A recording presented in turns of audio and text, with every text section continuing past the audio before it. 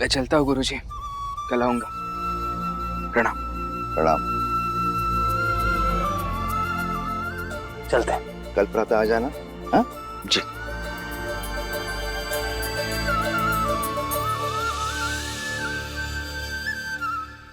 दो चार जगह काम के लिए गए थे आज भी, पर उन लोगों ने राम जी से यही कहा भी कि अब तो तुम्हारे बेटे ने ऊंची जात के लड़के के साथ दोस्ती कर ली है, तो जाकर उन्हीं से काम मांगो, ये कहकर हम लोगों को लौटा दिया।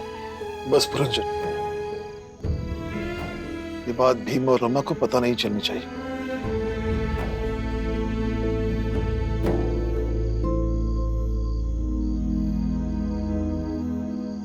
लीजिए बाबा,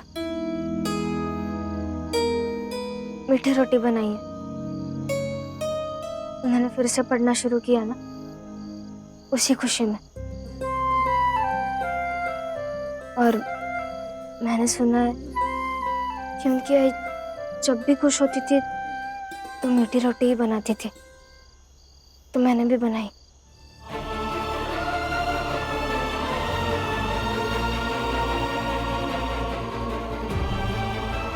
बुआ, आज मीठी रोटी बनाइए ना। मीरा, मीठी रोटी बना दो ना। वैसे आज का दिन भी बहुत अच्छा है। चलिए दीदी, बनाते हैं मीठी रोटी।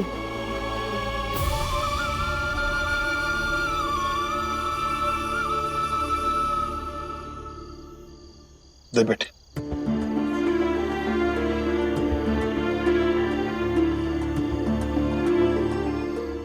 भीम के जीवन में चाहे जितना संघर्ष हो, लेकिन उसकी किस्मत इतनी तो अच्छी है कि उसकी एक आई थी जिसने मीठी रोटी बनाकर उसके बचपन में मिठास घोला, और एक उसकी पत्नी है जो मीठी रोटी बनाकर उसके जीवन में जितनी भी कड़वाहट है वो खत्म करने की कोशिश कर रही है।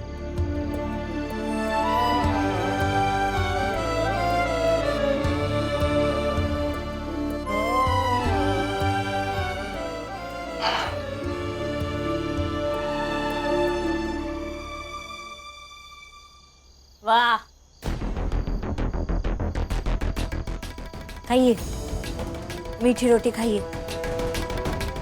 आज सरेआम आपकी पत्नी और बहू को सड़क पर रोककर उनसे फल छीनकर वो फेंक दिए गए, लेकिन उस बात का दुख किसी को नहीं है। उस बारे में किसी को बात भी नहीं करनी है। बात करनी है सिर्फ भीम की पढ़ाई, मीठी रोटी और भीम की किताबों के बारे में। खाइए मीठी रोटी खाइए, कभी मिली नहीं है आपको खाने के लिए। और बाबा की तो नई आदत लग गई है, अब वो भीम भाव के साथ साथ रमा की भी तारीफें करने लगे। वही तो लक्ष्मी, अगर गलती से कोई अच्छा काम तुम भी कर लो तो बाबा शायद तुम्हारी भी तारीफ कर देंगे, तो मुझे भी थोड़ा अच्छा लगे तुम्हारा पति होने के नाते। अच्छा, अगर मैं जान भी दे दूं ना तो भी मैं आपको अच्छी नहीं लगने वाली। कर दी ना वही बात लक्ष्मी, हमेशा की तरह कर दी वही बात मरने की। कभी तो ऐसी बात करो जिसमें जीना हो। और आई, अगर किसी ने आपसे फल लेकर फेंक दिए तो समेटे किसने? भीम ने। तो आपको ये तो याद रह गया कि फल फेंके गए, लेकिन ये भूल गई समेटे किसने? आई, कभी तो कोई अच्छी बात याद रख लिया करो।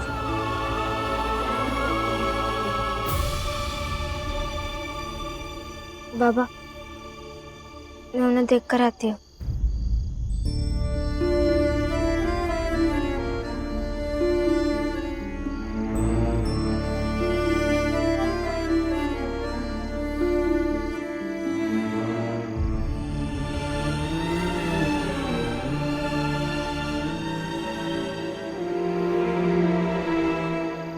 बाबा, आप खाइए, हमें तो खुशी है भीम की पढ़ाई की।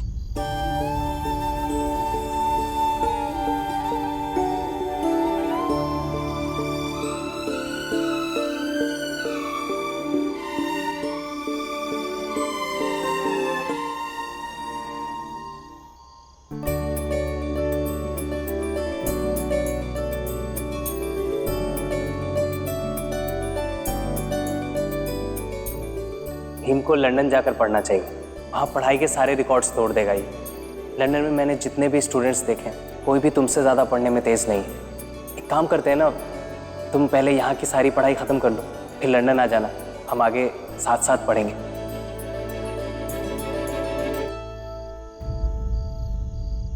क्या बात है, बड़े खुश नजर आ रहे हैं आप। इतना कुछ नहीं है, वो वैभव है ना, वो वैभव कह रहा था आज कि मुझे लंदन जाके पढ़ाई करनी चाहिए और बोल रहा था कि मैं वहाँ के पढ़ाई के सारे रिकॉर्ड्स तोड़ दूंगा। कुछ भी बोल रहा था, ऐसे कैसे मैं लंदन वगैरह जा सकता हूँ। लेकिन रमा, सुन के बहुत अच्छा लगा। वो हर बार ऐसी ही बातें करता है, मुझे प्रेरित करता है। उसके साथ रह के उसकी बातें सुन के बड़ा अच्छा लगता है। लेकिन इसमें कुछ भी मतलब की क्या बात है? सही तो कहा वैभव जी ने, अब अगर लंदन पढ़ने के लिए चले जाएंगे तो सबसे आगे बढ़ जाएंगे पढ़ाई में। वो क्या होता है रमा कि अभी जैसे वैभव मेरा मित्र है तो वो अच्छी बातें ही करेगा। अभी तुम मेरी पत्नी हो तो तुम अच्छा ही सोचोगे मेरे बारे में। बाबा, आनंद भैया, बुआ, ये सब अच्छी ही बातें करेंगे, अच्छी बातें सोचेंगे, क्योंकि ये सब मेरे अपने लोग हैं। हितैषी है और हितैषी हमेशा अच्छा ही बोलते हैं। लेकिन इसमें बुराई क्या है? और हमें नहीं तो क्या हितेश काका को विश्वास होगा कि आप लंदन जाएंगे पढ़ने? कुछ भी। अच्छा, लंदन जाएगा? कौन लंदन जाएगा?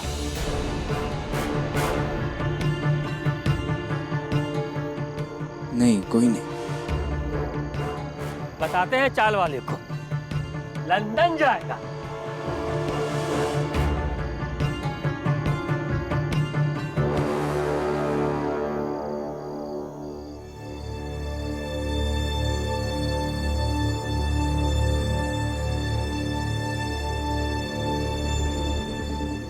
ए रुक! क्या हुआ भाव? कौन है आप लोग? पकड़ो इसे। ये क्या कर रहे हैं आप? छोड़ दीजिए मुझे। अरे भाव, ये क्या कर रहे हैं आप? छोड़ दीजिए, छोड़। क्या कर रहे हैं ये सब? छोड़िए मुझे, ये गलत है।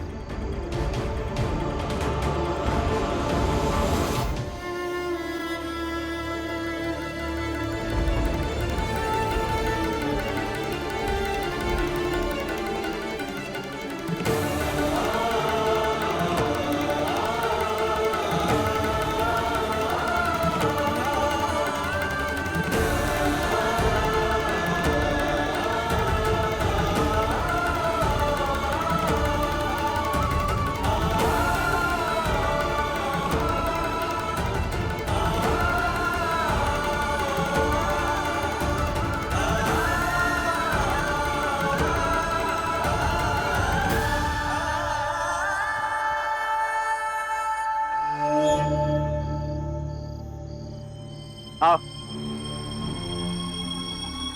अरे ये क्या है? ये मटका इतना छोटा।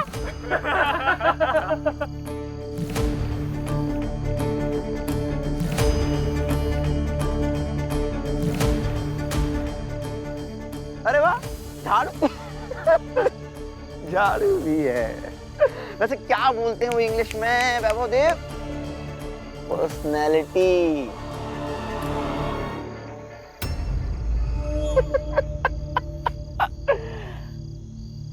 अब आ रही है ना वैभव देव पर्सनैलिटी निखर के। लंदन में पढ़ने वाले व्यक्ति ने अपनी दोस्ती का स्तर क्या गिराया? गले में मटका, कमर में झाड़ू आ गया।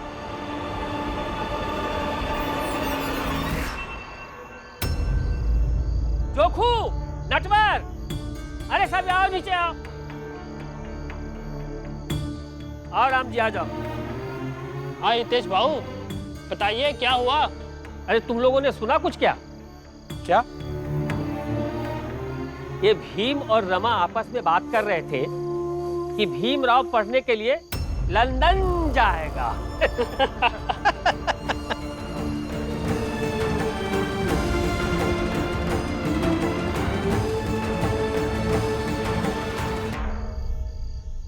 हाँ तो तुमको क्या तकलीफ है? तुमको को जाना है क्या लंदन? हम ये औकात हमको मालूम है। घर में नहीं दाने और अम्मा चली भुनाने। माटुंगा से कोलावा तक जाने की औकात नहीं है और पढ़ने के लिए जाएगा लंदन।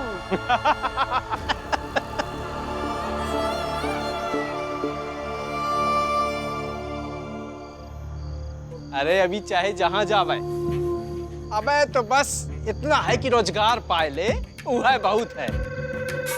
और हितेश भाऊ ये कहा है कि भीम और रमा ये दो बेवकूफन के चक्कर में हम लोगन का परेशान कर रहे हो। अरे जाओ सो और हम लोगों का भी सो में दो। जोकू सही कह रहा है तू। भीम के चक्कर में ना अपने आप को परेशान करना बंद कर दो, आज से, अभी से, और मैं तो कहती हूँ हमेशा हमेशा के लिए। और हाँ, इस चौल से अगर कोई एक आदमी लंदन जा सकता है ना, तो वो सिर्फ और सिर्फ भीमराव ही होगा, समझे? साहिब मेरे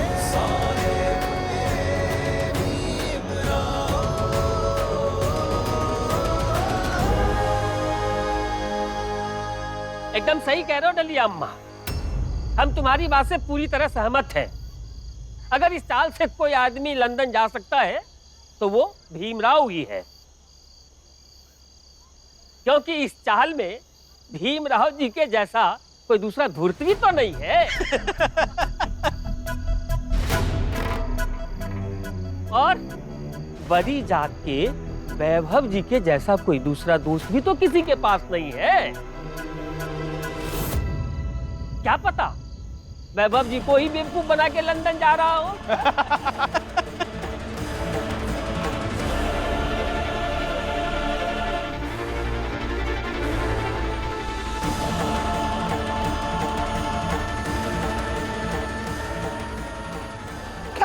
वैभव देव मुझे क्या देख रहे हैं, स्वयं को देखिए। ये सब आपने और आपके लोगों ने किया है ना? ये सब ना मैंने किया है और ना मेरे आदमियों ने। ये सब आपकी गलतियों का परिणाम है वैभव देव। हाँ, अब खुद सोचिए, ऊंची जात के होकर अगर आप छोटी जात के लोगों से मित्रता करेंगे तो ये बात ऊंची जात की लोगों की आंखों में चुभेगी ना, और अगर चुभेगी तो ये सब तो होना ही है। इसीलिए वैभव देव, मेरी एक सलाह मानिए, माफी मांग लीजिए और हम माफ भी कर देंगे। क्या है, ऊंची जात के लोग बड़े दयालु होते, आप मुझे ही देख लीजिए। हाँ? माफी मांगने के बाद आराम से घूमिए पूरा बंबई, जब मन भर जाए तो लंदन चले जाइए। नहीं तो ये लोग आपको आराम से जीने नहीं देंगे वैभव जी। किससे माफी मांगे जोशी जी, जो अंधेरे में आकर मेरे गले में मटका लटका गए, मेरे कमर में झाड़ू बांध कर के चले गए, उनसे जिनके अंदर इतनी भी हिम्मत नहीं थी कि वो दिन के उजाले में आ सके, इसलिए रात के अंधेरे में अपना मुंह छुपा रहे थे। उनसे जो आपको आईना दिखा रहे थे वैभव देव, जो आपको सही और गलत में अंतर बता रहे थे, माफी तो आपको मांगनी पड़ेगी, नहीं तो वो लोग आपको ऐसे ही परेशान करते रहेंगे।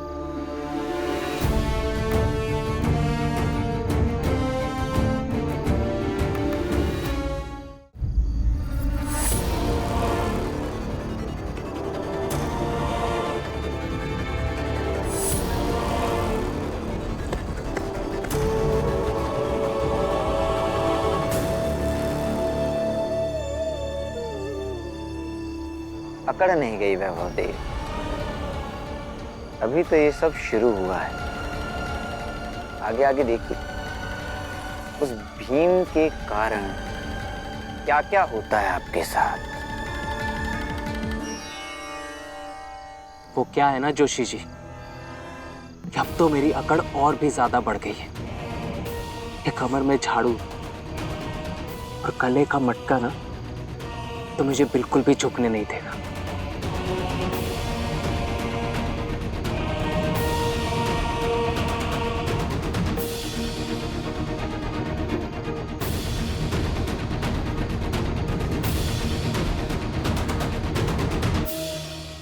भीम हमेशा सच बोलता है और सच का ही साथ देता है। उसने हमेशा तुम सबका भला ही चाहा है, वो क्यों किसी को बेवकूफ बनाएगा? अरे हमका एक कौठो आदमी का नाम बता दो जेका भीमराव भला चाही से, हाँ? और जेका भी भीमराव का साथ मिला है वो आबाद भवा होए। वैभव देव जी का भीमराव का साथ मिला है, अब देखा उनका क्या गत होती।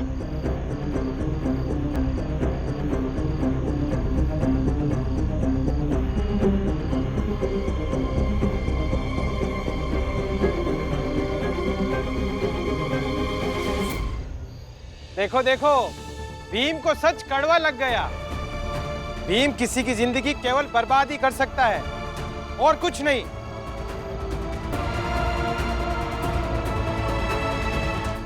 भाऊ साहब, भाभी, आबाद हो गया मैं आज। व्यक्ति अपने अनुभव से आबाद होता है और आज मुझे अनुभव मिला कि छोटी जात वाले लोगों की पीड़ा कितनी बड़ी होती।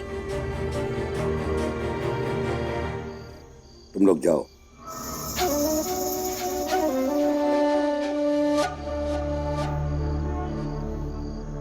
वैभव, जिस गले को हम फूलों की माला से सजा कर लाए थे, उसी गले में तुम ये बेशर्मी पहन कर आए हो। घृणा आ रही है तुम्हें देखकर हमें। उतार के फेंको ये सब।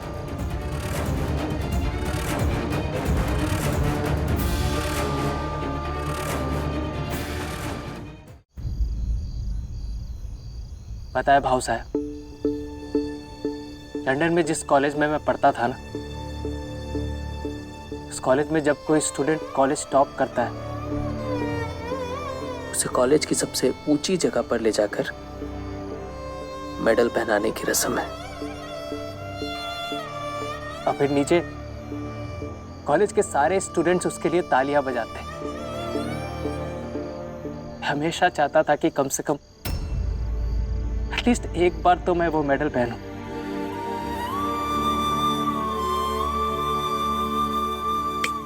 लेकिन आज ये पहन लिया। ऐसा लग रहा है कि सबसे नीची जगह पर खड़ा और तालियां सब अब भी मेरे लिए बजा रहे, फिर इतनी जोर जोर से बजा रहे कि अपने दिल की आवाज भी नहीं सुन पा रहा। दिमाग जो कहना चाह रहा है वो भी नहीं समझ पा रहा। माटुंगा रेलवे स्टेशन के पास एक बहुत ही अच्छा पागलों का डॉक्टर है। तुम एक काम करो, तुम वहां जाओ और अपने दिमाग का इलाज करवाओ, क्योंकि तुम्हारा दिमाग खराब हो चुका है। मेरा दिमाग बिल्कुल ठीक है, इसलिए तो मैं सोच पा रहा हूं। मैं सोच रहा हूं कि भीमराव इतने शोर में भी अपने दिल की आवाज कैसे सुन पाता है। उसका दिमाग जो कहता है वो कैसे समझ पाता है। सिर्फ वो खुद नहीं समझता, बल्कि आप जैसे लोगों को भी समझाने की कोशिश करता है। कितना मजबूत व्यक्ति है वो। मैं उसे दिल से प्रणाम करता हूं। बस, सारी हदें पार कर चुके हो तुम।